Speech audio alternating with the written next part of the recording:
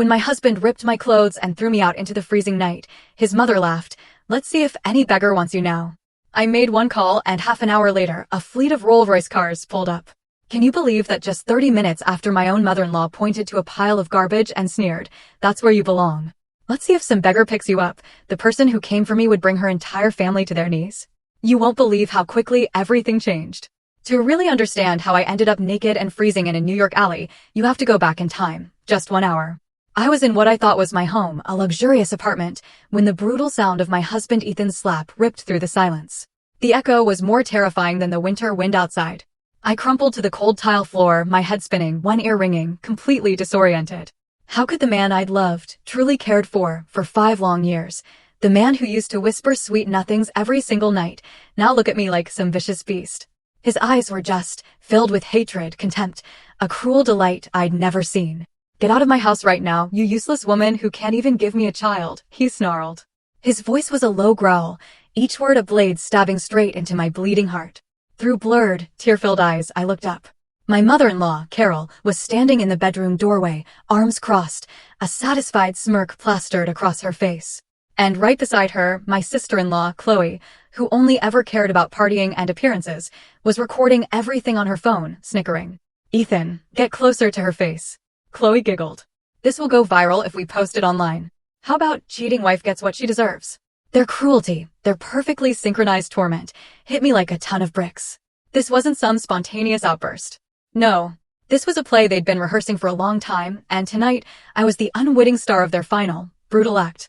With trembling hands, I tried to stand, pulling together my thin, disheveled nightgown. "Ethan, please calm down. I don't know what's happening, but let's just talk." I was Sophia, clinging to the faintest thread of hope. But he gave me no chance. He lunged, grabbed my hair, and yanked my head back, making me scream from the sharp, sudden pain. He dragged me across the floor toward the front door, ignoring my pleas, my desperate struggles. "Talk? I have nothing more to talk to you about. You're useless to me now." Useless? Yes. That's all I had been to him for 5 years. A tool. Something to be used, exploited. A machine. "Open the door, Mom," Ethan yelled, and Carol practically flew to pull it wide open. The cold New York winter night, a biting wind, immediately swept into the apartment, chilling me to the bone, making me tremble uncontrollably. The small alley outside was empty, just the dim yellow light of a street lamp casting shadows of bare branches. "Ethan, please don't do this. The neighbors will see us," I begged, my voice cracking. But my fear seemed to excite him even more. He let out a cruel laugh. "The neighbors? Let them see what you're really like. Let's see if you dare to face anyone after tonight." And then he did something I will never forget. With all his might, he ripped the nightgown from my body. The sound of the tearing fabric was sharp, final. In an instant, my entire body was exposed to the freezing air and the malevolent gazes of his family. I screamed in horror, in utter humiliation, trying to hastily cover myself with my arms. But it was too late. Chloe had already raised her phone, and the sound of the camera shutter clicked over and over again. "Wow, looking good, sis-in-law. This is going to break the internet." Her laugh was clear, but it sent a chilling, icy tendril down my spine. Ethan shoved me violently out the door, and I tumbled down the cold concrete steps. He grabbed my purse, emptied all my clothes from it, scattering them in the middle of the alley. "Get out and never come back," he growled. That's when my mother-in-law stepped forward. She didn't even look at me. She just pointed her finger at a pile of smelly household garbage in a corner of the alley, and turning to me, said each word with emphasis, a contemptuous smile marking every wrinkle on her face. "That's where you belong. Let's see if some beggar picks you up." After that, she went inside with her son and slammed the door. The deadbolt locked with a cold echo, completely severing any connection to the place I once called home. I sat there, naked, in the middle of an unfamiliar alley in the dead of winter. The wind howled, chilling me to the bone, but the cold in my heart was far, far worse. At some point, the tears just stopped flowing, replaced by a terrifying emptiness. I felt like I wasn't human anymore, but something worse than that pile of trash she'd pointed to. Lights in a few neighboring windows flickered on, then off. They heard. They saw. But no one came out. Maybe they were scared. Or maybe, like Ethan's family, they just enjoyed my suffering. I huddled in the darkness, feeling like I was going to die from the cold and the humiliation. What should I do now? Where could I possibly go? My mind was an abyss of darkness. Just then, a faint glow from my phone screen, which Ethan had thrown to the ground, caught my attention. The screen was shattered, but it still worked. A thought crossed my mind. A thought I had suppressed with all my might for the last 5 years. I crawled over, trembling, and picked up the phone. My numb fingers could barely swipe across the screen. I went in my contact list and searched for the one number saved as last resort. It was the number my grandfather had forced me to memorize before I left home, with the warning, call only when you truly have nowhere else to go. In the past 5 years, no matter how hard, how humiliating it had been, I had never dared to call. But tonight I truly had nowhere else to go. I pressed the call button and brought the cold phone to my ear. It rang once, twice. My heart pounded against my ribs. Then a familiar voice, low, warm, and yet strange, came from the other side. A voice I hadn't heard in 5 years. Hello, Mr. Albright? My voice broke. And after saying those 2 words, I couldn't continue. I just burst into tears. Miss Sterling, is that you, miss? Where are you? Mr. Albright's voice on the other end was filled with panic and genuine concern. I choked back my sobs and, in a broken voice, gave him the address of this alley. Please, come get me, Mr. Albright. Miss, don't be afraid. I'm on my way immediately. Just hold on a little longer, he said, and then hung up. I dropped the phone, feeling all the strength leave my body. I had done it. I had made the call. Broken my own promise. Asked for help from the family I had abandoned. But I had no other choice. I rested my head on my knees and waited. Every second, every minute, felt like an eternity. The wind grew colder, and I slowly began to lose feeling in my body. I felt like I couldn't hold on any longer. Just then, a dazzling beam of light cut through the darkness from the end of the alley. It was followed by the low, majestic roar of an engine. A sound completely out of place in this humble neighborhood. 1, 2, and 3. A motorcade of gleaming black Rolls-Royces glided silently toward me like predatory beasts. The entire small alley was instantly illuminated by their headlights. The window lights turned on again. This time, no one dared to turn them off. They were stunned, horrified, in disbelief at what they were seeing. The motorcade stopped, and the door of the lead car opened. Mr. Albright, impeccably dressed in a black suit, quickly got out. Behind him, dozens of uniformed bodyguards emerged, standing in 2 rows, forming a solid wall of protection around me. Mr. Albright took off his thick cashmere coat and placed it over my trembling body. With the warmth of the coat and the pained look in his eyes, I couldn't hold back anymore and began to cry again. Miss Ling, you've suffered so much, Mr. Albright said in a hoarse voice. It's time to go home. Would this return open a new, bright chapter? Or were more storms waiting for me? And when they discovered my true identity, what would my ex-husband's family face? The warmth of Mr. Albright's cashmere coat enveloped me, but it wasn't enough to dispel the bone-deep chill. Without another word, he helped me up with his steady arm. The bodyguards immediately formed a human wall, completely blocking the curious and malicious gazes from the surrounding windows. I knew this entire small alley was witnessing a scene they would never forget. A woman, abandoned naked like a pile of trash, being picked up by a motorcade of luxury sedans. The extreme contrast was probably more dramatic than any movie they had ever seen. Mr. Albright guided me to the lead Rolls-Royce. A bodyguard held the door open respectfully. He helped me settle carefully into the back seat and then went around the car to sit beside me. When the door closed, an absolute silence and warmth enveloped me, completely isolating me from the outside world.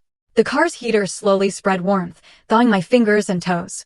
I huddled inside the oversized coat, staring out the window. The city's neon lights passed by like streaks of paint in the night. The car moved silently and smoothly, retracing the path I had walked in humiliation just a few dozen minutes earlier. The feeling was strange. I was no longer a pathetic victim. I was protected, on my way to a safe place. But physical safety couldn't calm the storm raging in my soul. The image of Ethan tearing my clothes, Carol's finger pointing at the trash heap, Chloe's scornful smile, it all replayed in my mind like a horror film. What did I do wrong?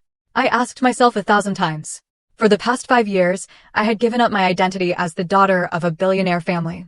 Abandoned a life of luxury to become an ordinary wife. I cooked, I did laundry, I took care of his entire family. I didn't ask for expensive gifts or complain once about a modest life compared to my past. I did all of that simply because I loved him. Because I believed in his promise to build a simple and happy family. And what did I get in return? Betrayal and endless humiliation. I thought love could overcome all difficulties. But I was wrong. My love was wasted. Given to a wolf in sheep's clothing. To someone who only knew how to use and trample. Miss Sterling, have some ginger tea to warm up. Mr. Albright's voice pulled me from my daze. He had taken a white porcelain cup from the car's small bar. Inside was steaming ginger tea with that familiar, warm aroma. It was the tea he used to make for me whenever I had a cold. He still remembered. I took the cup with trembling hands, and the warmth spread from my palms throughout my body. I took a sip, and the gentle sweetness of honey and the spiciness of ginger soothed my throat. Thank you, I whispered. Mr. Albright looked at me with eyes full of pity and remorse. It's my fault, Mississippi. I should have found you sooner. I shouldn't have let you go through this. Mr. Albright had looked after me since I was a child. After my parents died in an accident, he was the one who stood by my side, taking care of every detail on behalf of my grandfather. He was more than a butler, he was like family, an uncle. He was the one who tried the hardest to dissuade me when I decided to leave my family to be with Ethan. But at that time, I was blinded by love and didn't listen to his words. It's not your fault. I shook my head and tears welled up again. I was the fool, the one who trusted the wrong person. Mr. Albright sighed. Does the chairman know? I asked in a worried voice. My grandfather, Alexander Sterling, the chairman of the Sterling Group, was a very strict and authoritarian man. That year, when I told him I was marrying Ethan, a young man from an ordinary family not up to our standards, he was furious. He gave me an ultimatum, either leave Ethan or leave the family without taking anything. And I chose love. For the past 5 years, I hadn't dared to contact my family. Not because I hated my grandfather, but out of fear. Fear of disappointing him. Fear of showing him my not-so-prosperous life. I wanted to prove to him that my choice was right, that I could live happily without my family's money. But now, I had failed. Miserably. I informed the chairman as soon as I received your call, Mr. Albright replied. He is waiting for us at the estate. He is very worried. The words, very worried, made my heart clench. I didn't know how to face him. I was afraid to see the disappointment in his eyes. The car entered the tree-lined avenues of Greenwich, Connecticut. Gradually, grand and luxurious mansions appeared, both familiar and strange at the same time. I hadn't been back here in 5 years. Everything looked the same, still luxurious and noble. But I had changed. I was no longer the naive and carefree young woman. I was a woman with a failed marriage. A woman who had just been stripped naked and abandoned in the middle of a winter night. The car stopped in front of the imposing iron gate of the Sterling family estate. The gate slowly opened, revealing the familiar white gravel path leading inside. The light emanating from the mansion illuminated a part of the sky, warm as if welcoming the return of a prodigal child. But another feeling arose in my heart. It wasn't the relief of coming home, but a flame. A burning, simmering flame of hatred. Ethan Hayes, Carol, Chloe Hayes. I closed my eyes and engraved those 3 names deep in my heart. I made a vow to myself. The pain and humiliation they inflicted on me tonight, I would repay them 100,000 times over with interest. The car door opened, and I took a deep breath of the fresh garden air. I was no longer the weak Sophia Sterling of the past. Tonight, from the ashes of humiliation, a new person had been reborn. Mr. Albright carefully placed the coat back on me, covering the tattered clothes underneath, and helped me out of the car. Standing in front of the heavy, exquisitely carved solid wood door, the same door I had resolutely turned my back on 5 years ago, my heart was filled with mixed emotions. Would the authoritarian man inside, my grandfather, whom I loved and feared in equal measure, receive me with open arms or with a cold, reproachful gaze? The heavy door opened slowly, without a single creak, and a warm light spilled from within, enveloping me. In the central foyer stood my grandfather, Chairman Sterling. He was wearing silk pajamas. His white hair was neatly combed, but his always dignified face was marked by deep concern. He wasn't sitting in his familiar leather armchair, but was standing, leaning on his ebony cane, staring at me. The moment our eyes met, time seemed to stand still. In his shrewd eyes, I saw no reproach or disappointment, but infinite pity and a love he had suppressed for 5 years. I couldn't hold back anymore. I let go of Mr. Albright's hand, stumbled toward him, knelt at his feet, and cried bitterly. Grandfather, grandfather, I was wrong. I was so wrong. My cries burst forth. A violent cry that contained all the sorrow, pain, and regret I had endured. The ebony cane he held fell to the marble floor with a sharp sound. He bent down, trembling, and his hands, marked by the passage of time, gently lifted my face. You're back, my child. The important thing is that you've come home. His voice was hoarse, his eyes red. He didn't scold me once. His arms were not as strong as before, but they were still the warmest and safest embrace in the world.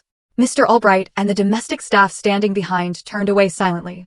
No one wanted to disturb the tearful reunion between grandfather and granddaughter. My grandfather helped me up and sat me on the sofa. Mr. Albright quickly brought clean clothes and a glass of warm milk. Take a shower and change. We'll talk when you've warmed up. His voice was calmer, but still trembling. I obeyed and went into the familiar bathroom, which no one had used in 5 years, but was cleaned daily. The hot steam filled the room, washing away the dirty traces of this night, but it couldn't wash away the humiliation engraved deep in my heart. Putting on the soft silk pajamas, I felt as if I had shed a dirty skin. When I returned to the living room, my grandfather was still there waiting for me.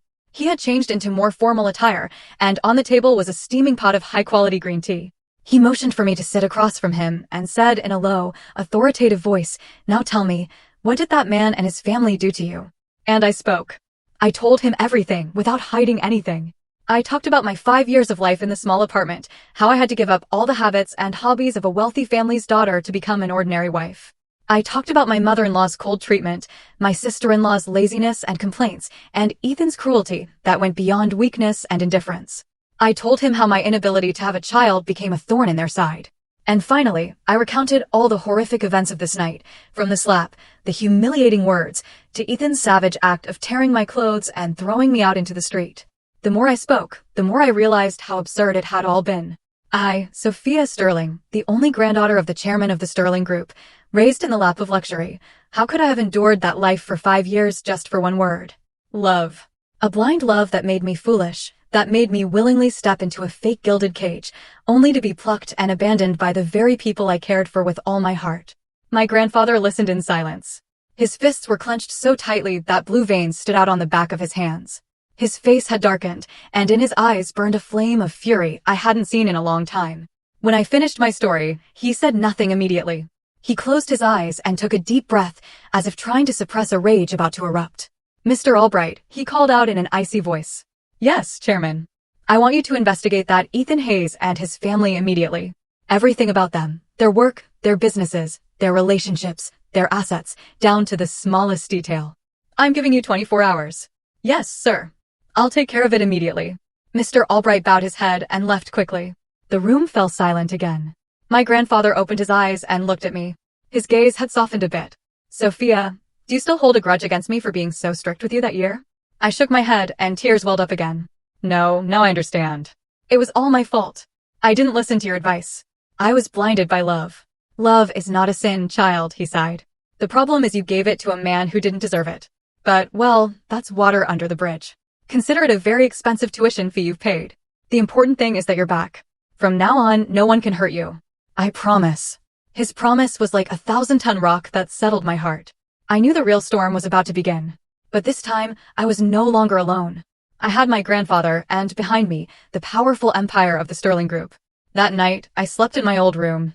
It had been preserved just as I had left it, the princess bed with pale pink sheets, the white desk where I studied for my SATs, and the huge teddy bear my grandfather gave me for my 18th birthday. Everything reminded me of beautiful memories of a carefree time. I lay on the soft bed but couldn't fall asleep. Memories of the last 5 years mingled with those of my life in this mansion. I remembered the day I met Ethan. It was at a charity gala organized by the Sterling Group. He was a young employee of a partner company, handsome, smart, and with a charming sense of humor. He was completely different from the rich, idolized heirs I used to know. He captivated me with his sincerity and his dream of starting his own business. We started dating. I hid my true identity, telling him only that I was a normal office worker. He didn't seem to care much about my family background either. He loved me, or at least I thought he did. He took me to dive bars, gave me rides on his old motorcycle. Those simple dates made me happier than any fancy party. I thought I had found true love. When I decided to marry him, I brought him to meet my grandfather. The meeting was a disaster. My grandfather, with a single glance, told me bluntly, "That man is not right for you. He has ambition written all over his eyes. He doesn't love you. He wants your family's fortune." I argued with my grandfather, defending Ethan fiercely. I told him he was too suspicious, that Ethan wasn't like that. The argument reached its peak when my grandfather gave me his ultimatum. With the arrogance of youth and blind faith, I chose to leave to prove him wrong. I cut off all contact on my own and entered the life of a normal person. It was difficult at first, but I tried to adapt.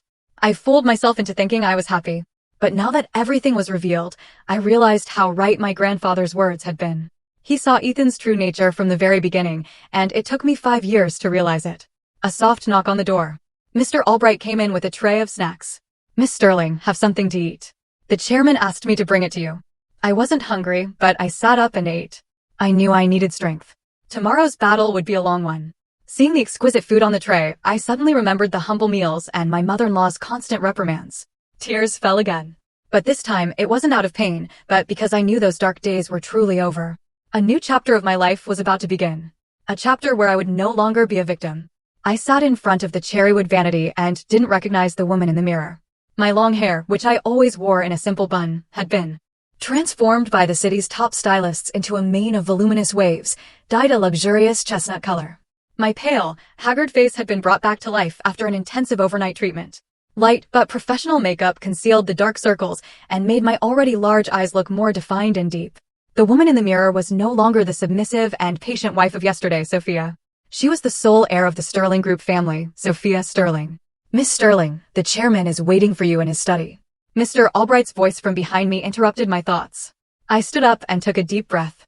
The jade-colored silk dress that designers had brought early in the morning fit my body perfectly, creating an elegant, seductive, and sophisticated aura. I slipped on a pair of Christian Louboutin heels. Every step felt firm and authoritative. I hadn't felt this in 5 years. I descended the spiral staircase and walked down the long hallway decorated with expensive works of art. My grandfather's study was at the end of the hall, a spacious room with floor-to-ceiling bookshelves filled with rare books. My grandfather was sitting behind a massive solid wood desk, carefully reading a stack of documents with reading glasses. Seeing me enter, he looked up, took off his glasses, and a smile of satisfaction appeared on his face. "Sit down," he said, pointing to the leather chair opposite him. "You look impeccable. You finally look like a Sterling again." I smiled and sat down. "What did you call me for?" My grandfather didn't answer immediately. He pushed the stack of documents he was reading toward me. "Read it. This is all the information Mr. Albright has gathered overnight on your ex-husband's family." Trembling, I opened the file. The pages were densely printed with text and photos. The first page was Ethan Hayes' resume. I glanced at the basic information and stopped at his work history. The company he was a director of, Commercial Services LLC, was actually a small company founded shortly after our marriage. And what stunned me was that the company's initial capital, $350,000, was clearly registered as a personal contribution. $350,000. I remembered perfectly that when I married Ethan, he was just a simple employee with a salary of a few thousand a month. How could he get so much money? I turned to the next page and saw the company's financial reports. Over the past 5 years, the company had consistently recorded losses. The cash flow was negative, and debts to banks and suppliers kept increasing. His company was essentially an empty shell on the brink of bankruptcy. So, where did the money for his family's comfortable life, the luxurious apartment, come from? The answer was on the following pages. They were a series of bank statements for accounts in the names of Ethan, Carol, and Chloe. For the past 5 years, a considerable amount of money had been transferred monthly from an unknown account to theirs. I looked closely at the name of the holder of that unknown account, and my heart stopped. Sophia Sterling. It was my name. I didn't understand what was happening. Apart from the money I gave Carol for household expenses, I had never sent them any other money. How? How was this possible? I looked up at my grandfather and asked in a broken voice. My grandfather sighed and pointed to a small footnote on the page. "This is a trust account your parents set up for you before they died. According to their will, a fixed amount was automatically transferred each month to the account you designated as your allowance. The amount isn't very large, just enough for you to live comfortably, but not excessively. Your parents wanted you to learn to be independent." I was stunned. So, for the last 5 years, I had been living off the money my parents left me without even knowing it. "That's right," my grandfather nodded. "And that man knew it from the beginning. He asked for your account details to receive the money and then lied to you, saying it was his hard-earned salary to support the family." Everything clicked in my head. The image of a successful entrepreneur and family pillar that Ethan had so carefully crafted was nothing but an elaborate fraud. He was supporting me and his family with my own money while playing the role of a capable and generous husband. His hypocrisy, his cunning, had no limits. I turned the next pages of the file. My anger grew. The apartment they lived in, though purchased in Ethan's name, had been paid for in full through a shell company. And by tracing that company, it was discovered to be connected to a fierce rival of the Sterling Group. "They not only deceived you with your money," my grandfather said in a harsh voice. "That Ethan Hayes approached you intentionally. It's very likely that behind him is a larger conspiracy against our group." I closed the file, my hands and feet cold. I thought my tragedy was just a failed love story, an unhappy marriage. But no, it was much more complex and darker than I had imagined. I had been a pawn on a huge chessboard I knew nothing about. "Do you understand now why I told you that you had to be strong?" My grandfather looked at me with a mixture of anger and pity. "This is no longer your personal problem. It's a war for the entire Sterling Group family, and you, as the sole heir, must not only seek justice for yourself, but also rise up to protect the legacy of the entire family." I looked into his determined eyes. The initial fear and confusion gradually faded, replaced by a steely determination. My grandfather was right. I couldn't remain a victim forever. I had to become a warrior. What should I do now? My voice was calm and clear. My grandfather smiled confidently. First, you need an identity. An identity with enough weight to make them tremble with fear. He picked up the intercom. Mr. Albright, have the company's lawyer, Mr. Torres, and the group's public relations team come here. A few minutes later, a group of people in suits entered the room, led by Mr. Torres, the head of the group's legal department. A middle-aged man with a broad forehead and a penetrating gaze. My grandfather gave an order in a voice that brooked no argument. Mr. Torres, immediately prepare the documents to sue Ethan Hayes and his family for fraud and embezzlement. At the same time, prepare the necessary procedures to recover my granddaughter's assets. Then he turned to the public relations team. In 1 hour, I want you to send a statement to all major media outlets in the country. A statement about the return of my granddaughter and future vice chairwoman of the Sterling Group, Sophia Sterling. The room fell into a dead silence. Everyone was stunned by the chairman's swift but authoritarian decision. Me too. Vice chairwoman? A position I had never thought about. Grandfather, I tried to say something, but he stopped me with a wave of his hand. No buts. This position has always been yours. It's time for you to claim what belongs to you. He looked at me, and his gaze was both a command and an expectation. Get ready, my child. The storm is about to break, and you will be at the center of it. I took a deep breath and nodded firmly. Yes, I was ready. In this game, I wasn't just going to participate. I was going to set the rules. The media storm my grandfather unleashed came faster and stronger than I could have imagined. Just as he ordered, in only 1 hour, the headline, Sterling Group heiress returns after 5 years, poised to assume vice chairwoman role, was on the front page of every major online newspaper. The article was accompanied by a professionally taken portrait of me from that morning, where I looked beautiful, elegant, and charismatic. Mr. Albright's phone wouldn't stop ringing. Partners, investors, media outlets, everyone was in an uproar over this shocking news. On the other side of the city, in their apartment, I could practically see the faces of Ethan and his family. They would surely be speechless, unable to believe what they were seeing. The wife they had just humiliated and ruthlessly thrown out, the person they thought was a helpless lamb, had suddenly transformed into a phoenix, a figure commanding the attention of the entire business world. Their elation from last night would have now turned into abject fear. But this was just the beginning. My transformation wasn't limited to my identity and my clothes. My grandfather wanted me to transform completely, inside and out. He said, a queen must not only wear a crown, she must also have wisdom and guts. The next morning, a team of the best private tutors was summoned to the estate. One taught macroeconomics and business management, another business law and legal affairs, another negotiation techniques and communication, and there was even a personal trainer for martial arts and physical conditioning. My schedule was packed from dawn till late at night. I immersed myself in my studies like a dry sponge, trying to absorb all the knowledge I had missed in the last 5 years. Financial concepts, complex laws, management strategies. At first, they overwhelmed me. But as if the Sterling family's business DNA had awakened, I learned very quickly. My analytical skills and logical thinking surprised my tutors. In the evenings after classes, I would sit with my grandfather in his study. He didn't teach me empty theories. He taught me through a lifetime of practical experience, through the game of business. He analyzed the strengths and weaknesses of each competitor, of each partner. He taught me how to read people's minds, how to use power wisely. Power doesn't lie in how many people you can command, he said. It lies in how many people you can make respect and willingly follow you. His teachings were more valuable than any book. They weren't just knowledge, but a philosophy of life, the guts of a leader.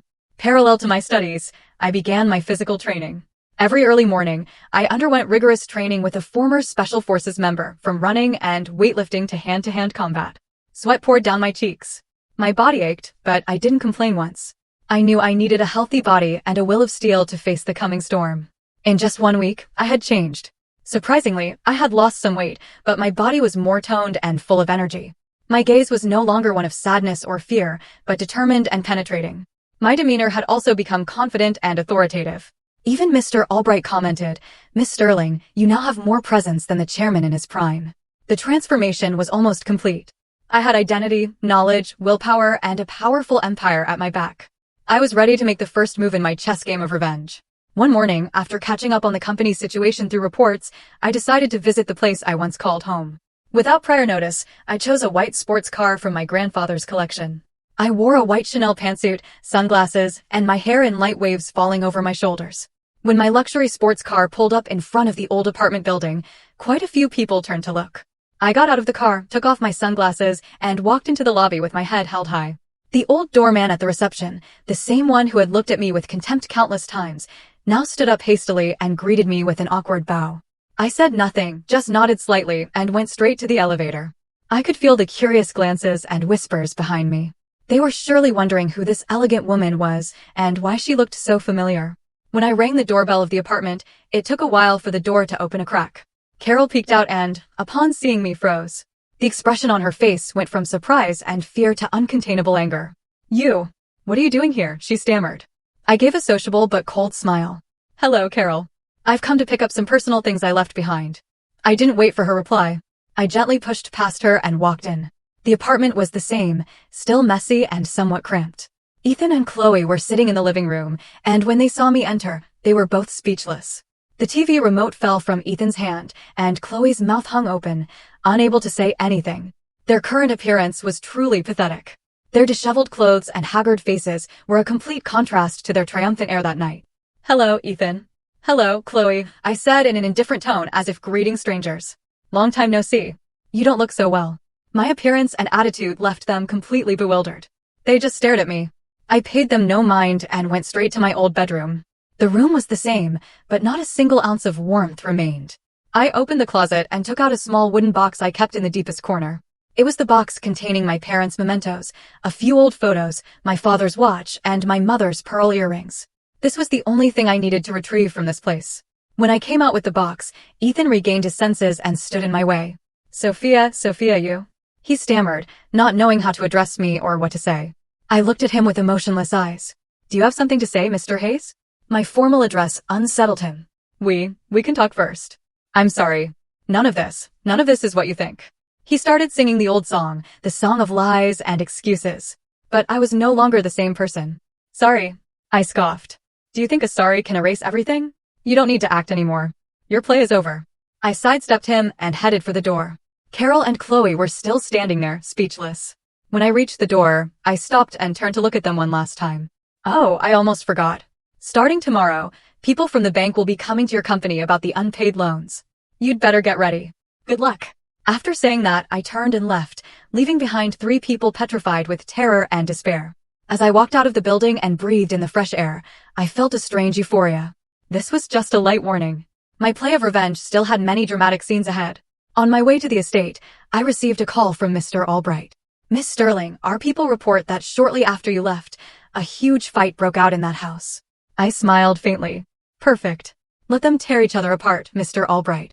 The psychological warfare was beginning to take effect. And now it was time to launch a real attack. An economic attack. An attack that would completely destroy Ethan Hayes' paper empire. My transformation and imposing return were merely the opening shot. A psychological blow that threw Ethan's family into chaos. But to truly destroy them, I needed concrete actions. A fatal strike at Ethan's already rotten economic foundation.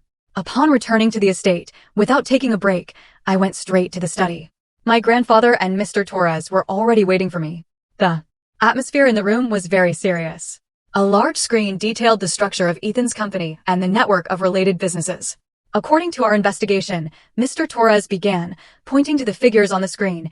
Mr. Hayes' company has debts of nearly $14 million to 3 different banks, and they are all about to mature. He has mortgaged the apartment he currently lives in as collateral for one of the loans. I frowned. So, that house wasn't safe either. If Ethan couldn't repay the debt, the bank would foreclose on it. That's not all, my grandfather continued in his deep, experienced voice. Ethan's recent contracts are mostly small, with minimal profit. His main source of income comes from 2 large contracts with 2 of our subsidiaries. These are contracts he secured because of his relationship with you. I suddenly understood. Despite his self-made man facade, Ethan had been using the Sterling family's reputation to benefit himself behind my back. So, the first step is clear, I said in a cold, determined voice. Mr. Torres, work with the legal team to find the slightest violation in those 2 contracts. A dishonest businessman like him is sure to have loopholes. We will terminate the contracts unilaterally. Mr. Torres nodded. Understood. It won't be difficult. Following the procedure, we can also claim compensation for breach of contract. Not necessary, I interrupted. Our goal isn't the money. It's to cut off his lifeline. Do everything according to the law so he can't say a word. My grandfather looked at me with satisfaction. Good. The attack must be decisive, but it's not enough. We must create greater pressure. Pressure from all directions. He turned to Mr. Albright, who was standing silently in a corner of the room. Mr. Albright, contact those banks and tell them the Sterling Group will buy all the debts of that company. Both Mr. Torres and I were a little surprised. Grandfather, why would we do that? I asked. Buying an enemy's debt is like helping him. My grandfather smiled with the cunning of an old fox. Helping him? No. Think about it. If the creditor is the bank, they will follow procedures. They might grant him extensions or negotiate.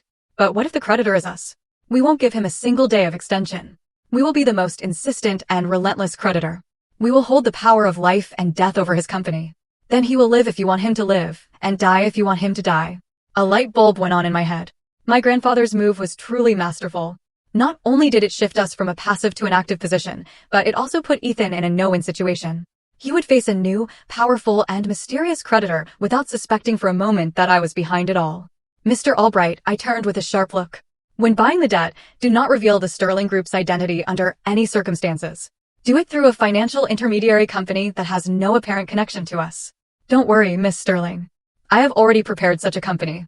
Mr. Albright replied with a confident voice. The plan was perfectly laid out. Pressure from both flanks, one to cut off his income, the other to drown him in debt. I was eager to see how Ethan would get out of this. While my grandfather and I made our first move, I didn't forget the most important task, to continue investigating Ethan's dark secrets. I firmly believed that in addition to what Mr. Albright had discovered, there must be other dark corners he was hiding. I remembered the times Ethan came home late with the excuse of work, meetings, smelling of alcohol, and an unfamiliar woman's perfume. I remember the calls he took secretly on the balcony. My woman's intuition told me, besides me, Ethan has other shady relationships. I called Mr. Albright. Mr. Albright, could you investigate Mr. Hayes's personal relationships further, especially with women? I want to know how many other people he has deceived besides me. Mr. Albright nodded. Understood, Miss Sterling. The secret investigation resumed. This time, the target was not only his finances, but also his private life. A few days later, our actions began to take effect. Early in the morning, the Sterling Group's lawyer sent Ethan's company an official notice of contract termination. At the same time, the three banks sent Ethan a debt notification, informing him that his debt had been transferred to a new creditor, Atlas Financial Investments, the shell company we had created. I wasn't there, but I could imagine Ethan's face when he received two pieces of bad news at once. He would surely be frantically calling everywhere, trying to find out who Atlas Financial Investments was and why they were acting so swiftly and ruthlessly. He would never imagine that the person behind it all was the wife he had just abandoned. At the same time, Mr. Albright also brought the first information about Ethan's private life, and it was much more terrible than I had imagined. Miss Sterling, Mr. Albright said, placing a stack of photos on the table. Mr. Hayes didn't have just one mistress. According to our surveillance over the last 72 hours, he has been involved with at least 3 other women. I picked up the photos with hands trembling with anger. In the first photo, Ethan had his arm around a young model's waist at a luxury bar. In the second, he was leaving a 5-star hotel with a wealthy older businesswoman on his arm. In the third, he was tenderly feeding a young university student at a coffee shop. Each had a different charm, but one thing in common, they all seemed to be women with money and status. He wasn't just cheating on them for lust, Mr. Albright continued. He saw them as tools to be used. The model helped him access the entertainment world. That businesswoman is the president of a large construction company and could get him lucrative contracts. And that university student, her father, is an influential senior official. I put down the photos, feeling nauseous. This man had no heart. He only had calculations and endless greed. He had turned his life into a chessboard, and every woman who came near him, including me, was just a pawn he used and discarded when they were no longer useful. This fact hurt me more than his betrayal. It showed his rotten and sick nature. Keep investigating, Mr. Albright, I said in an icy voice. I want to know everything about these women. I want to know how he scammed them. Perhaps it's time for victims like me to unite. A new, bolder plan began to form in my mind. I was not only going to destroy Ethan, but I was also going to unmask him in front of everyone he had deceived and continued to deceive. I was going to leave him with nowhere to hide. The trap was set and the prey was starting to panic. But would these women be willing to cooperate with me? Or would they also blindly believe in this cunning man as I once did? This battle seemed much more complicated than I thought. While the storm I created was slowly gathering over Ethan on the other side of the city, in the cramped apartment, his family was indulging in a brief, fantastical joy. They had no idea what was coming. For them, kicking me out was a great victory.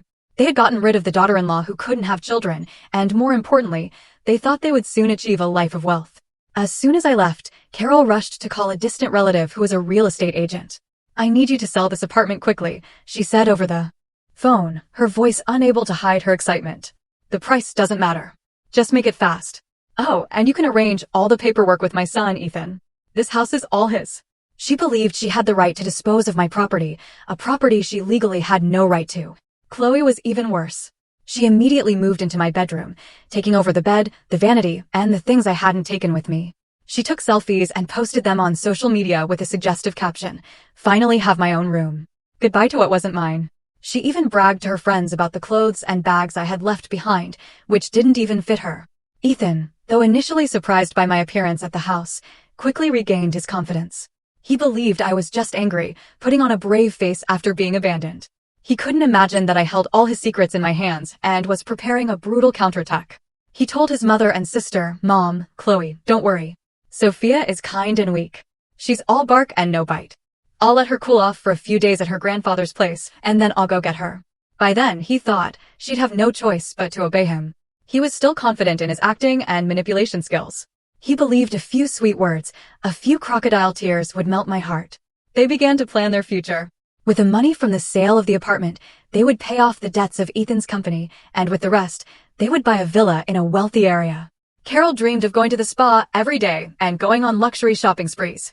Chloe planned a lavish wedding with her new rich boyfriend. They painted a beautiful future, a life of high society, but they didn't know that the foundation of that dream was built on lies and would soon crumble. Their euphoria peaked when a buyer appeared for the house. The agent Carol called, following Mr. Albright's instructions, quickly found a potential client. It was actually a Sterling Group employee posing as a new money tycoon, offering to buy the apartment quickly and at a high price. "Hello, Mrs. Hayes. I'm from the real estate agency.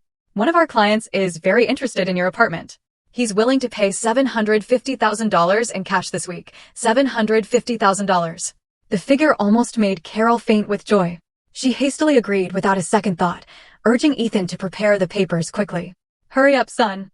Opportunity has knocked on our door. With this $750,000, our family will completely change." Ethan was also happy, but he still had some sense left. He told his mother, "Mom, calm down. The deed to the house is still in Sophia's name. I have to convince her to sign the transfer papers first." "What's there to convince?" Carol snapped. "Tell her we need to sell the house urgently to pay your debts and avoid jail. She'll be so scared she'll sign it in tears. Just do as I say." As they reveled in the dream of $750,000, the first piece of bad news arrived. The notice of contract termination from the Sterling Group was delivered to the company. Ethan read the notice and was speechless. Those two contracts accounted for nearly 70% of the company's revenue. Without them, his company was almost nothing. He frantically called his contacts at the Sterling Group, but no one answered. He didn't understand why his old partner was acting so ruthlessly. He thought it was just an unfortunate coincidence. But soon, 3 letters from 3 different banks arrived at the same time: debt notification, notice of creditor transfer, and a demand for payment of all debts within 24 hours. Ethan read the name of the new creditor, Atlas Financial Investments Incorporated, a completely unknown name. He hurriedly searched online, but there was hardly any information about this company, only that it was an emerging investment fund with very strong capital and famous for its relentless work style. The real panic began. Ethan slumped into his chair. Sweat poured down his forehead like rain. He didn't understand what was happening, why all the bad news was coming at the same time. He felt as if an invisible hand was strangling him. Carol and Chloe, seeing Ethan's pale face, began to worry. "What's wrong, son? What's happening?" Ethan, trembling, told them everything. The dream of $750,000, the dream of changing their lives, vanished in an instant like smoke, leaving only the cold reality of bankruptcy and debt. "What do we do? What do we do now?" Carol wandered around the house, muttering, "How are we going to pay that money? Are we really going to be homeless?" Chloe started to cry. "And what about my wedding? I told all my friends I was getting married in a 5-star hotel." Her selfishness didn't change even at the most critical moment. In his desperation, Ethan suddenly thought of me. Yes, only Sophia Sterling could save him. Her grandfather was a billionaire. One word from her and everything would be solved. Once again, he clung to the lifeline he had discarded, hastily grabbed his phone, and dialed my number. He didn't know that the person who held his fate in her hands, the mysterious creditor Atlas, was me. He was preparing to beg his enemy. Ethan's call came while I was sitting in my office reviewing the latest report on the company's financial situation. Seeing his name on the screen, I didn't answer immediately. I let the phone ring. I let his nervousness and desperation resonate. Finally, I pressed the answer button, but said nothing. Sophia. Ethan's voice on the other end of the phone was trembling and pleading, completely different from his usual arrogance. Can we meet for a moment? I have something to tell you. Something very important. I remained silent. My silence seemed to terrify him even more. Sophia, please, just think of it as the last time. I was wrong. I'll explain everything. Please give me a chance. I continued to be silent. I wanted him to taste the helplessness, the feeling of having to beg someone else, just as I had. Finally, I opened my mouth. My voice was cold and unfamiliar. I have nothing to talk to you about. Don't say that, Sophia, he almost shouted. My company is about to go bankrupt. They're hounding me with debts. Only you can save me. Oh, really? I said with a sarcastic tone. What does your company going bankrupt have to do with me? We'll be divorced soon. It has to do with it. A lot to do with it, he said hastily. It's all because of you. If it weren't for you, I wouldn't have gotten into this situation, Sophia. Help me just this once. I promise I'll pay you back for everything. I'll do whatever you want. I laughed. Even in this situation, he was still blaming me. I don't need anything, and I don't have the ability to help you. I lied without blinking. As you can see, I was also kicked out by you and your family, and I don't have a penny. Right now, I'm living off my grandfather's charity. My lie was the most painful blow. It crushed his last hope. He thought I was rich and powerful, and now I was telling him I was also a parasite. No, that can't be, he muttered in a desperate voice. Your grandfather, with all his wealth, he's not going to help you. That's my family's business and has nothing to do with you, I said firmly. I don't have time to talk to you. With that, I hung up. I knew this call would push Ethan's desperation to the limit. A cornered beast is capable of the greatest madness, and I was waiting for that. Would desperation make him reveal even more terrible secrets? Or would it turn into a blind hatred for me? The cat and mouse game had become much more dangerous. My cold rejection was like throwing a bucket of ice water on Ethan's last ember of hope. Desperation instantly transformed into blind rage. He could no longer think clearly. Instead of trying to solve the problem, he directed his fury at his own family. I didn't need anyone to watch to imagine the scene that would unfold in that apartment. A monumental fight surely broke out. Ethan would blame Carol and Chloe, accusing them that their greed and ignorance had led him to a dead end. And Carol and Chloe, with their dreams of wealth shattered, would not stand idly by. They would accuse Ethan of being useless, incompetent, unable to control his wife and provide for his family. A family built on lies and self-interest. In the face of the storm, the first thing they did was tear each other apart. Just as I expected, a few hours later, Mr. Albright reported, Miss Sterling, the neighbors have reported a very loud fight at Mr. Hayes's home with sounds of things breaking. I smirked. Perfect. Let that fire burn brighter. While his family was mired in internal strife, I began to move my next piece. This time, the target was not just Ethan, but his entire network of scams. I called the 3 women Mr. Albright had investigated, the young model, Laura, the wealthy businesswoman, Mrs. Beaumont, and the university student, Emily. I didn't reveal my identity. I had Mr. Albright arrange individual meetings, posing as a journalist investigating romance scams in high society. All 3, after some hesitation, agreed to meet. Perhaps deep down, they also harbored suspicions about the perfect man that was Ethan. The first meeting was with Laura. We met in a high-end coffee shop. Laura appeared stunning, but her eyes betrayed fatigue. When I mentioned Ethan, she was very cautious at first, insisting he was a wonderful man and a successful entrepreneur. I wasn't in a hurry. I simply placed a file on the table. Miss Laura, this is the information we have gathered. I think you should take a look. Laura, out of curiosity, opened the file. Inside was evidence of how Ethan had used her fame to secure advertising contracts and then pocketed a significant portion of the commission. There was also an audio recording of Ethan telling a friend that Laura was an airhead who was easy to manipulate. As she read, Lara's face grew paler. When she finished, she clutched the file in her hands, and a flame of fury burned in her eyes. That son of a bitch. So he was just using me. The meeting with Mrs. Beaumont, the businesswoman, went similarly. Mrs. Beaumont was a sharp, experienced woman. At first, she didn't believe my words, but when I presented evidence that Ethan, through her, had secured a major construction contract and then used one of her own subcontractors to embezzle funds, causing serious quality issues and the risk of a major lawsuit, she completely broke down. She had entrusted the project of a lifetime to Ethan, not knowing he would stab her in the back. The last one was the naive university student, Emily. She was the one I felt most sorry for. Ethan had promised to marry her after graduation, ensuring her a bright future. She believed him and gave him everything. But when I showed her photos of Ethan with other women and played the audio recording of him bragging to his friends about conquering the daughter of an influential official, her rose-colored world shattered. She cried bitterly from pain and rage. 3 women, 3 different situations, but all united by the same pain, having been deceived by the same man. I not only showed them Ethan's true face, but also something more important. You are not alone, I told them. I am also one of his victims. But we can't just sit here and cry. We must unite and seek justice for ourselves. At first, they hesitated. They were afraid. Afraid of retaliation, of losing their reputations. But empathy and the flame of hatred united us. We formed an alliance of revenge. Each of us, using our own strengths and contacts, began to silently gather more evidence and prepare for the final attack. Lara, through her contacts in the entertainment world, started spreading negative rumors about Ethan's integrity. Mrs. Beaumont, using her experience and power in the business world, pressured the remaining partners of Ethan's company to also reconsider their collaboration. Emily began to exert subtle influence through her family. The net around Ethan was tightening. He began to face pressure not only from his creditor, Atlas Investments, but also from the very people he had deceived. He started to be isolated, marginalized. His company was now a sinking ship. Meanwhile, I didn't stand idly by.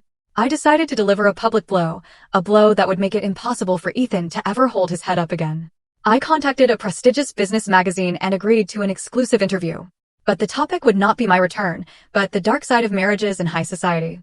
I knew this interview would be a bombshell, and I was ready to light the fuse. This was no longer just my fight. It was a fight for every woman Ethan had deceived, and we were determined to win. The web my alliance and I had woven began to take effect much faster and more forcefully than I had anticipated.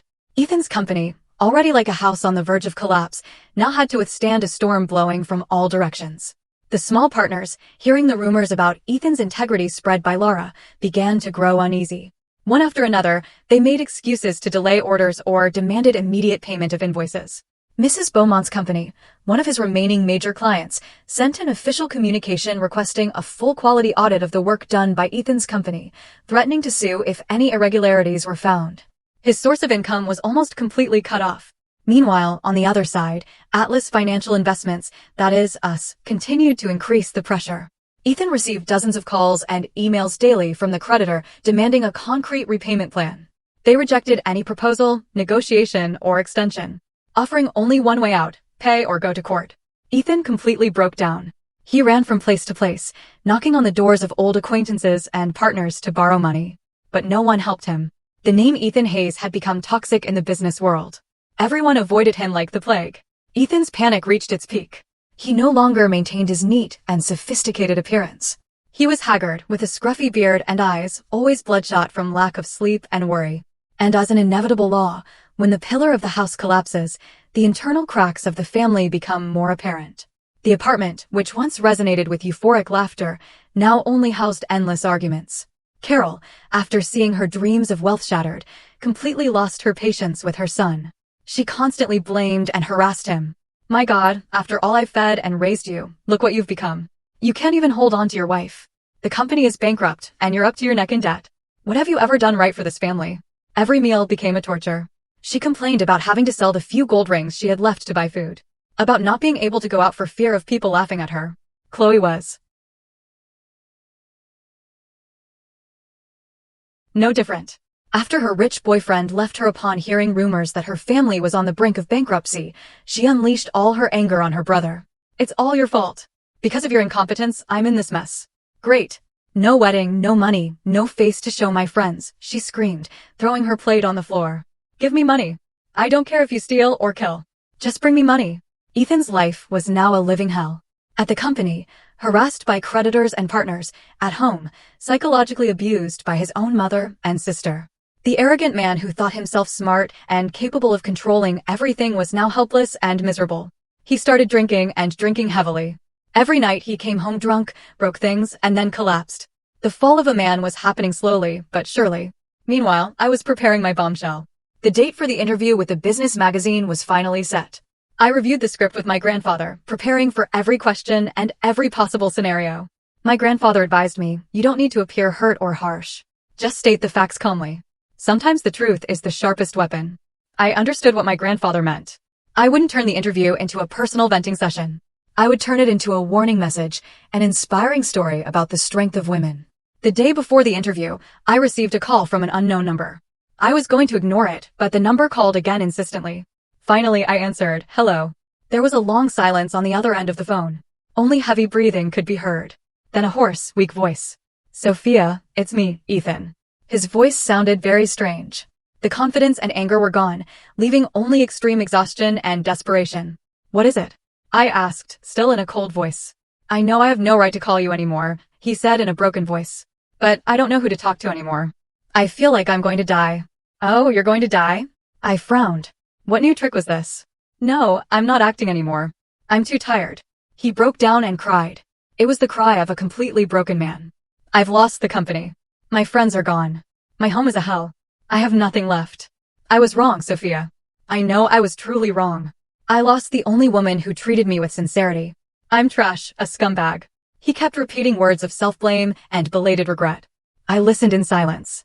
I felt no euphoria in my heart, only a strange emptiness. Watching a person fall from the top to the abyss, even if it's your enemy, is never pleasant. "What's the purpose of your call?" I asked, interrupting his crying. "I just wanted to hear your voice one last time," he said in a whisper. "And I have to warn you about something. Be careful of my mother. That woman is crazy. She said she wouldn't leave you alone." Ethan's warning surprised me a bit. That even in this situation, he thought to warn me. Was it out of a remaining shred of conscience or out of fear that if something happened to me, he would be the first suspect? "What is she planning to do?" I asked. "I don't know. I just heard her muttering to herself that she would teach you a lesson. That if she couldn't have it, she would destroy it. Sophia, you have to be very careful." With that, he hung up. The abruptly ended call left me with a mixture of complex emotions and a vague uneasiness. A greedy and ignorant woman like Carol, what madness would she be capable of when cornered? Ethan's warning, whatever his motive, was a reminder that this fight was not over yet. Sometimes the wounded beast is the most dangerous. Ethan's warning, though vague, was enough for my grandfather and me to heighten our vigilance. "A gambler who has lost all their money becomes reckless," my grandfather said with a sharp gaze. "Carol has nothing left to lose. We must not underestimate her madness." My grandfather immediately increased the security staff at the estate and ordered Mr. Albright to monitor Carol's every move, 24/7. I also took extra precautions when I went out. The battle was nearing its end, and we couldn't afford any mistakes. On the day of the interview, I arrived at the studio with a completely different mindset. I was no longer a victim seeking sympathy. I was a warrior, a storyteller, and my story would be my weapon. The interview went exactly as I had prepared. Calmly and coherently, I revealed the whole truth. From my husband's fake bankruptcy, his family's conspiracy, to the truth about Ethan's organized scams. I didn't use harsh words. I simply presented the evidence, audio recordings, and bank statements. I also didn't forget to mention the alliance of women who had stood up with me.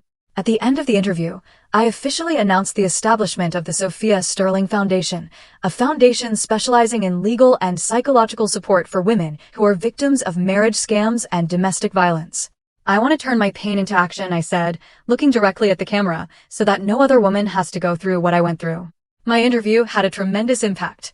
Not only did it completely change public opinion, but it also generated a strong wave of community support. Sophia Sterling and the Sophia Sterling Foundation became symbols of strength and women's rights. Meanwhile, Ethan's family had to endure the full force of the storm. The door to their apartment was besieged by journalists, and their phones rang off the hook with insulting and reproachful calls.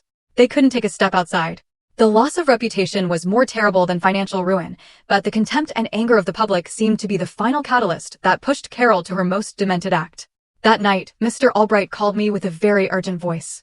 "Miss Sterling, something serious has happened. Carol has disappeared from home. Our people saw her take a taxi towards the outskirts, and she was carrying a gas can." My heart stopped. The outskirts. There was an old warehouse of the group there, isolated and rarely frequented. What was she planning to do? "Are you following her?" "Yes, but she's very alert and keeps changing cars. We're following as best we can." "But, Miss Sterling, what worries me is that her target is you." I froze. Just then, I received a text message on my phone from an unknown number.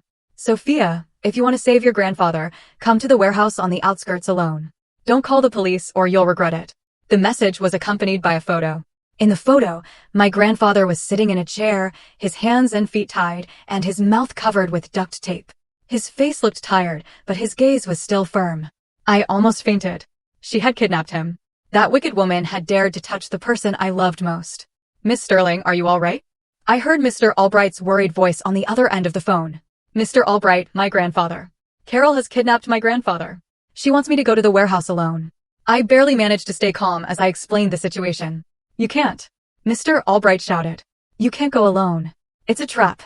But I can't endanger my grandfather. Miss Sterling, listen to me. The chairman has been through a lot in his life. He knows how to protect himself. Now is when you truly need to stay calm. Send me your location and the full text message. I will notify the police immediately and deploy our people to surround the area.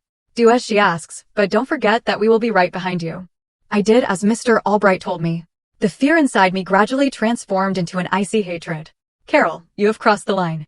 I drove alone towards the outskirts. As the night deepened, the road became more and more deserted. The car's headlights illuminated the darkness, and an old, abandoned warehouse appeared before me. I parked the car and got out. The rusty iron door of the warehouse creaked open. Carol stood there with a lighter in her hand and the red gas can beside her. In the dim light, her face was horribly disfigured and crazed. You came, she said with a chilling laugh. I knew you would come. Where's my grandfather? I asked in an icy voice. Inside. He's still alive. She smiled. But how much longer he lives depends on your attitude. She stepped back, revealing the scene inside. My grandfather was tied to a wooden pillar in the center of the warehouse. Around him, she had poured a large amount of gasoline. What do you want? I asked, clenching my fists. What I want? She laughed like a maniac. I want you to die. You've ruined everything I had. You took my son, my money, my honor. Now, I'm going to make you feel what it's like to lose the person you love most. Are you crazy? Yes, I'm crazy. You drove me crazy, she screamed, raising the hand with the lighter. Now get on your knees, bow your head, and beg for my forgiveness and transfer $250 million to my account. If not, with a single spark from this lighter, you and your grandfather will go to the next world together. She wanted to take us with her. She had nothing left to lose. I looked at her bloodshot, crazed eyes, and then I looked at my grandfather. He looked at me and shook his head slightly, as if signaling me not to do what she said. I knew he would rather die than give in to a villain. In this life-or-death crisis, I had to make a decision. A decision that would determine my fate and my grandfather's. I stared into Carol's crazed eyes, then looked back at my grandfather tied to the pillar. His gaze was still firm, shaking his head slightly as a signal not to give in. My heart pounded, but my mind was strangely calm. I knew that even if I gave in, she wouldn't keep her promise. Logic doesn't work on someone who has lost their sanity. All right, I said. My voice was so calm, it surprised me. I'll send you the money, but release my grandfather first. Carol let out a wild laugh. Do you take me for a fool? So that as soon as I let him go, you'll call the police and have me arrested? No way. First, you send the money, and then we'll see. If you don't trust me, how can I trust you? I said, trying to buy time, quickly scanning the darkness, hoping the police forces were in position. You're in no position to set conditions here, she snarled, her hand holding the lighter trembling. I'll count to 3. If you don't send the money, I'll burn everything. 1. Her voice echoed sharply. Wait. I shouted, feigning extreme panic. Okay, I'll send it. I'll send it right now. Pretending to tremble, I took out my phone and started tapping the screen, simulating the transaction. Carol watched me suspiciously. How much have you sent? The $250 million? But such a large transfer takes a little time to process, and I need an authentication code. Give me a few minutes. I tried to give a plausible reason. 2. She had no patience. The flame of the lighter flickered to life, illuminating her crazed face. Just then, a black shadow emerged from behind her. Thud. A loud impact. Mr. Albright, who had stealthily approached at some point, struck the back of Carol's neck hard with a large wooden club. She fell unconscious without even a scream. The lighter flew out of her hand, and almost simultaneously, dozens of people burst in from the darkness. Armed police special forces surrounded the entire warehouse. Miss Sterling, are you all right? Mr. Albright rushed toward me. I'm fine. I ran to my grandfather. The police officers quickly untied his ropes. I'm fine. I hugged him tightly, sobbing. My grandfather patted my back and said, his voice still weak but full of relief, I'm fine. My granddaughter was very brave. It was all over in an instant. Carol, still unconscious, was handcuffed and taken away. Her final, most demented plot had failed completely. The kidnapping and attempted arson were the last straw, putting a tragic end to the story of the Hayes family. Carol, charged with multiple felonies, including kidnapping, death threats, and attempted arson, received a severe sentence.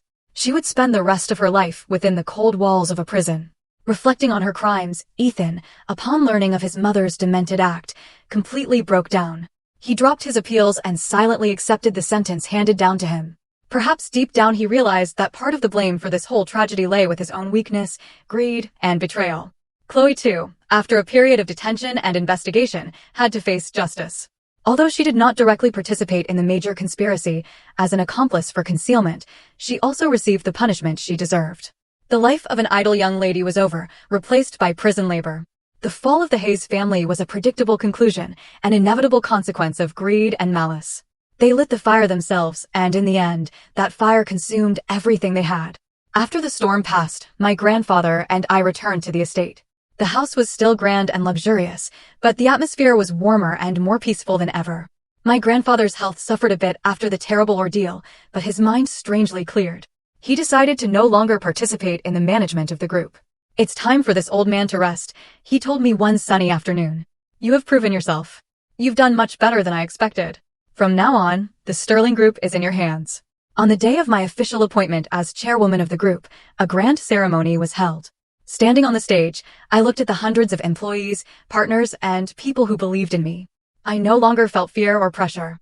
I felt a great sense of responsibility and pride. I had not let down my grandfather's expectations, nor had I made my parents' sacrifice in vain. But success in business was not the only thing I achieved. Throughout the legal process, there was one person who silently supported me, both legally and emotionally. Mr. Michael Davis. He was not only a competent lawyer from Mr. Torres's firm, but also a warm, understanding, and trustworthy man.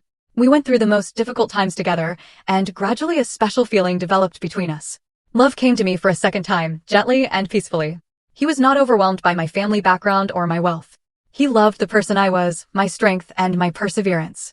By his side, I could be myself, feel truly loved and respected. A year later, we held a small, warm wedding on a sunny, windy beach. We only invited family and the closest friends. My grandfather, in his wheelchair, took my hand and gave it to Michael. "Take good care of my Sophia," he said happily, with tears in his eyes. "She's been through so much." I looked at the man beside me, the person I would spend the rest of my life with. I smiled with genuine contentment. My life had gone through a great storm. That storm had swept away everything false and rotten, leaving in its place a clear blue sky and a dazzling dawn. That evening, after the party ended and all the guests had left, only my grandfather, Mr. Albright, Michael, and I remained in the living room. The atmosphere was quiet, with only the gentle murmur of the waves in the distance. My grandfather looked tired, but very happy. He looked at me with eyes full of affection. "Sophia, you finally found your peaceful harbor. Now, this old man can rest easy." I took his thin hand, my heart filled with gratitude. "If it weren't for you and Mr. Albright, I don't know what would have become of my life. I owe you both my life." My grandfather smiled gently and waved his hand. "There are no debts between family. You are my granddaughter, the blood of the Sterling family. Protecting you is my responsibility." Mr. Albright, standing to the side, also smiled. "Seeing Miss Sterling happy is the chairman's greatest joy and mine." We sat together, reminiscing about the past, not with bitterness or hatred, but with deep reflection. Every event, every pain was a lesson, a brick that built the person I am today. But deep in my heart, there was still an unresolved question. "Grandfather," I hesitated. "How did you know back then that Ethan Hayes was a bad person? How could you see someone's true nature with just one look?" My grandfather was silent for a moment. His gaze drifted to the night sea as if remembering a long ago story. "I didn't know with just one look, child," he said softly. "Before you brought him home to introduce him to me, I had already had him investigated." I froze. "So, he already knew?" "Yes," he nodded. "I knew his family background was not as simple as he claimed. His father was a notorious gambler full of debts. His mother, Carol, was no saint either. I knew his approach to you was not a coincidence. But at that time, you were head over heels in love. You wouldn't have believed a word I said. The more I opposed it, the more you would have wanted to follow him. That's why I had to give you that cruel ultimatum. I hoped that the hardships and deprivations of a normal life would bring you to your senses. But I didn't know you would be so strong and patient." Every word he said was like the last piece of a puzzle, completing the perfect picture. I burst into tears, not out of pain, but moved by a silent love and profound calculation. Even when I turned my back on him, he had always been watching over me and worrying about me. "And what about my parents?" I asked with a trembling voice. An old pain resurfaced. Was it also related to business conspiracies? My grandfather was silent for a long time. Even the sound of the waves outside seemed to hold its breath. "Yes," he finally admitted, his voice tinged with infinite sadness. "The accident that year was not a simple accident. It was a murder planned by our group's rivals. Your parents paid the price for my success. He closed his eyes and a tear rolled down his wrinkled cheek. That is the greatest regret of my life, Sophia. I couldn't protect my daughter and my son-in-law. That's why I had to protect you even more. I couldn't let that tragedy happen again. The final truth had been revealed. A terrible truth, but one that explained everything. I understood the burden my grandfather had carried for so many years. Why he was so strict, why he always tried to protect me. I hugged him tightly. Grandfather, that's all in the past. My parents in heaven surely don't hold a grudge against you. Now you have me, Michael, and Mr. Albright. We embrace like that, grandfather and granddaughter, 2 generations sharing the pain and secrets buried for decades. That night, I understood that family is not just the place where we are born, but the place we return to after the storm, a sanctuary, always ready to protect and welcome us unconditionally. After the wedding, my life entered a new chapter, a chapter of true peace and happiness. Michael was a wonderful husband. He not only loved me, but also greatly respected my grandfather. He shared everything with me, from the group's affairs to the small things at home. By his side, I regained the feeling of being a normal woman, loved and protected. The Sophia Sterling Foundation, under my leadership, grew stronger and stronger, and we helped countless women, not only with material support, but also by restoring their faith in life. Each of their stories, each of their smiles, was a great motivation for me. One day, I received an anonymous letter. The handwriting was clumsy. Out of curiosity, I opened it. To Mrs. Sophia Sterling Davis. I am Ethan's mother, Carol. I am writing this letter from prison. I do not expect your forgiveness. I just wanted to tell you one thing. I'm sorry. I was wrong. Greed blinded me. I destroyed my own family with my own hands. I pushed my son and daughter into prison. I regret it so much. Every night I dream about what I did. I see you crying in the middle of a winter night. I know there are no second chances. I just hope you live happily for us too, a sinner. After reading the letter, my heart was calm. I felt neither euphoria nor pity, only a sense of peace. All the resentment vanished with these words. The past was completely closed.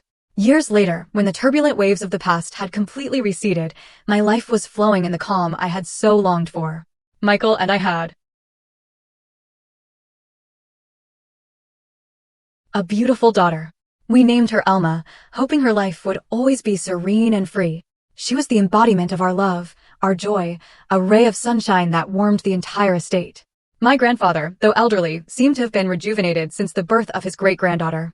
His greatest pleasure was to sit in his wheelchair every day and watch Elma babble and take her first steps in the garden. A smile of contentment never left his face. The Sterling Group, under my leadership and with Michael's support, grew even more solid. We focused not only on profits, but also on sustainable values and community activities. The Sophia Sterling Foundation also became a trusted institution, a common refuge for thousands of women across the country. Sometimes I would hear news of people from the past. They said that Ethan, after serving his sentence, lived alone, unattached, doing odd jobs to survive. His former sophisticated and elegant appearance was gone, and he had aged a lot. Chloe, after getting out of prison, also couldn't find a stable job. The hard life had stripped her of her luxurious habits and turned her into a quieter, more reserved person. I was no longer interested in them. Their lives, the paths they chose, were their own responsibility. The old hatred had completely disappeared. All that remained was the indifference one feels for a stranger. One weekend afternoon, our family was gathered in the garden. Michael was patiently teaching Elma how to ride a bicycle while my grandfather clapped and cheered from the side. I, sitting on a swing, was reading a book and watching them with a smile. The scene was truly peaceful and happy. Suddenly, Mr. Albright approached with a somewhat serious expression. Ma'am, someone wants to see you. Who, Mr. Albright? I asked. Mr. Ethan Hayes. I froze. Ethan? After so many years, why was he here to see me? Tell him I'm not here, I replied coldly. I didn't want anything from the past to disturb my current life. But he says it's a very important matter related to Mrs. Carroll's last will. Mr. Albright hesitated. Carroll had passed away in prison from an illness a few years ago. Her last will? Curiosity piqued me, but I was also filled with suspicion. Where is he? He's waiting outside the main gate. I thought for a moment. All right, bring him to the small parlor. Don't let my grandfather and the others know. I don't want to break the family peace. I went into the small parlor. Ethan was sitting on a sofa. He was much thinner and tanner, with gray hair dotting his head. He looked much older and more worn than his age suggested. Seeing me enter, he stood up awkwardly and kept his head down, not daring to look me directly in the eyes. Hello. His voice was faint and low. What are you doing here? I asked, maintaining a safe distance. I came to fulfill a final promise I made to my mother. He took a faded wooden box out of an old cloth bag with trembling hands and placed it on the table. Before she died, my mother asked me to return this to you. My mother said she had wronged you and your parents. She said this was the only memento she had of their friendship. Out of curiosity, I opened the box. Inside was an old photo album and a few yellowed letters. I turned the first page of the album. There were photos of my mother and Carol when they were young. They were hugging and smiling brightly. I was stunned. How is this possible? My mother and your mother, they were once best friends, Ethan said bitterly. This fact was like a lightning bolt to me. I flipped through the letters. They were letters my mother had written to Carol, talking about life, love, dreams. In one letter, my mother wrote, "Susan, I think I will have to go to a faraway place soon. I entrust my Sophia to you. Treat her as if she were your own daughter. If later Sophia and Ethan have a destiny together, that will be my greatest happiness." So that was it. Not only were they friends, but my mother had entrusted me to Carol. But why? Why did she treat me like that? Because of greed and jealousy, Ethan replied, as if reading my thoughts. My mother always envied your mother's wealth and happiness. When your mother died, she deliberately cut off all contact and hid this relationship. She wanted you to live in suffering. That way, she could feel pleasure. And when I met you, my mother saw an opportunity. The opportunity to snatch everything she thought your mother had taken from her. I closed the album. My mind a whirlwind of emotions. The tragedy of my life ultimately originated from the resentment of a previous generation. How absurd and tragic. Why are you telling me this? I looked Ethan directly in the eyes. To ask for forgiveness. Ethan shook his head, and a bitter smile appeared on his lips. No, I dare not ask for your forgiveness. I just wanted you to know the whole truth. I've lived in lies and guilt for too long now. I just want to live in peace. By returning these memories to you, I consider my last debt paid. He bowed to me again, turned silently, and left. I watched his lonely back, and in my heart there was no longer hatred, but a vague compassion. Everyone must pay for their mistakes. It's just that the price they paid was too high. I took the album in my hands and looked again at my mother and Carol, smiling radiantly in the photo. Perhaps in another world, they could have resolved all their resentments and become friends again. The unexpected encounter with Ethan and the truth about my mother and Carol's relationship closed the final chapter of the past. It was as if the last piece of the puzzle had fallen into place, completing the full picture of my life with its bright sides and tragic dark corners. I no longer felt resentment or blamed myself. I learned to accept and forgive, not for them, but so that I could move forward lightly. My life returned to its peaceful course, work at the group, projects for the Sophia Sterling Foundation, and above all, my small family. Every day was like a gift. I cherished every moment with Michael, watching my daughter Alma grow and seeing my grandfather smile. That was the most precious wealth, something no money could buy. So, what do you think? Have you ever had a moment where you realized an entire part of your life was built on a lie, or that someone you trusted had a hidden past that affected everything? I'd love to hear your thoughts and experiences down in the comments below.